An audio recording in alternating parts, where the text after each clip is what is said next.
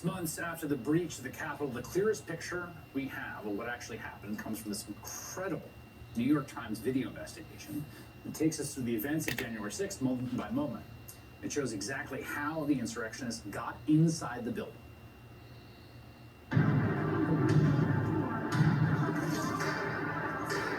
The Capitol is now surrounded. Rioters haven't made it inside yet, but around the time that the mob on the east pushed forward, rioters on the west were making a pivotal move. This scaffolding was erected for the upcoming inauguration of Joe Biden.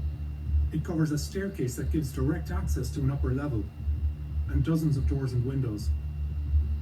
3 police lines guard that route. But at ground level, officers are so overwhelmed that just a few cover this crucial access point. Several Proud Boys see the weakness.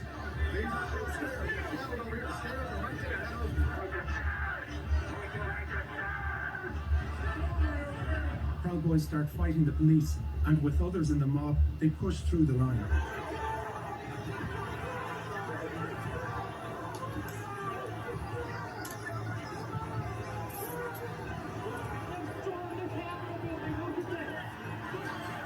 Over several minutes, it's a brutal fight on these steps.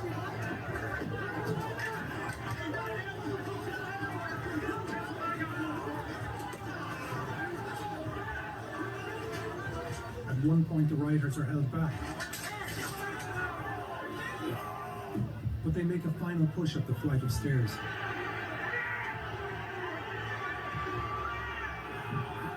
At the top, they scuffle again with a small group of officers,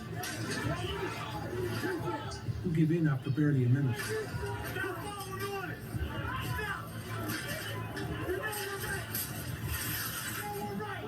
The mob now has direct access to Capitol entrances. I can't believe this is reality. We accomplished this. And hundreds more protesters below surge forward.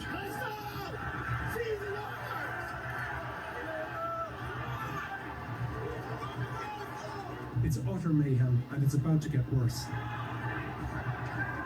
The scene is being filmed from countless angles, allowing us to piece together, moment by moment, what comes next. Proud Boy Dominic Pizzola uses a police shield he stole to bash in a window.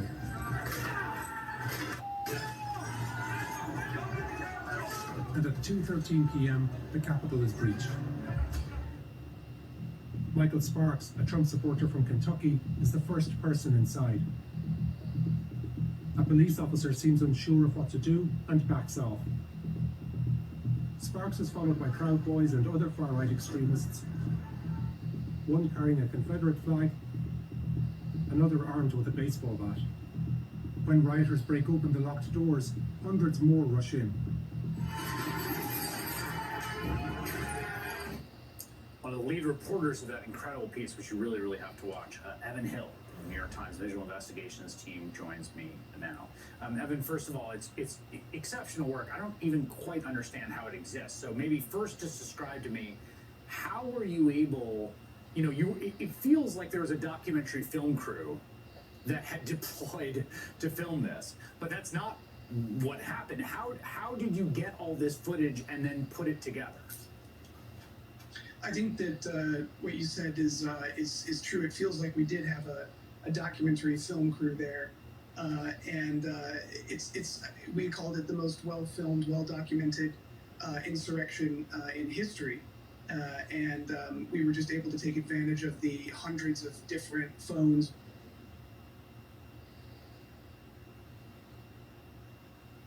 I think we may have lost Evan there. Evan's internet connection may have gone out there. I'm going to see if we can get him back. Sometimes those flicker in and out. Evan Hill from the New York Times Visual Investigations team. So let's just roll tape for a second. I want to show another moment from this documentary that was incredibly illuminating to me. It's very upsetting. It involves the death of a woman who was among the crowd. You may have remembered, her name was Roseanne Boyland, and you may have remembered that you heard about folks that had died in the crowd. Ashley Babbitt, of course, who was shot and killed. Sounds like we have Evan Hill back. Evan, are you there? Yeah, I'm here. Sorry about that, Chris. Okay, no sweat. I'm going to go back to the story of Roseanne Boylan in just a second, but if you could just continue telling us how did you get all this footage together?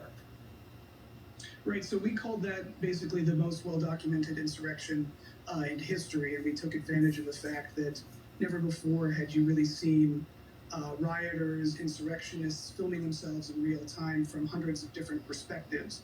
That amount of information actually was almost too much for us, and one of the big heaves of this project was how do we organize and put all of these pieces of footage together, and that documenting that and spreadsheeting that and logging it according to its time and where it was filmed was half of this project, if not more. And then, of course, we had to start putting together a narrative of how this actually occurred. One thing that becomes clear in your documentary that wasn't clear to me before is that there really is a relatively small, organized cadre of folks, the Proud Boys, the Oath Keepers, who are at every key moment instigating and penetrating these defenses, and then that sort of swells the mob forward, who then get kind of imbued with this kind of, lust for conflict or whatever, but that they're instigating in almost every key moment.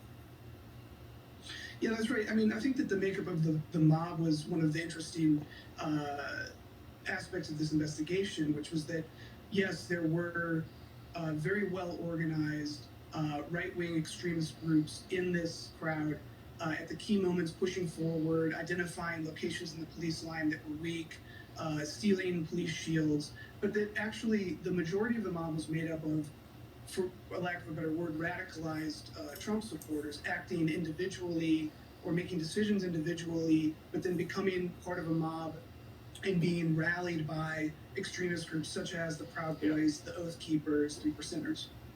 I want to show the footage about Roseanne Boylan, who lost her life on that day. She was overrun, trampled to death, apparently, and I had never really understood what happened to her until this section of the documentary that you put together. Take a listen.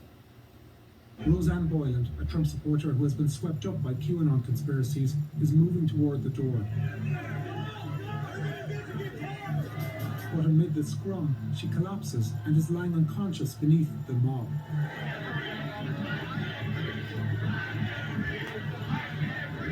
As the crowd sarcastically chants a Black Lives Matter slogan, Boylan's friend, Justin Winchell, tries to pull her to safety. He screams for help. But instead, fellow rioters trample over Boylan and charge at the police again. Boylan will be pronounced dead at a local hospital in the evening. I found that so profoundly upsetting to see her friend there sort of yelling for help and also understanding the utter chaos and mayhem that would lead to that situation. Yeah, I mean, I worked on that one, and it was one of the most upsetting things that I had to watch during this investigation. And you can imagine we saw hundreds of hours of pretty disturbing footage. Roseanne Boylan was a 34-year-old from Georgia who had gotten into QAnon and gone to the Capitol, and you can see her there kind of just getting sucked into that tunnel, which became one of the worst scenes of violence that day.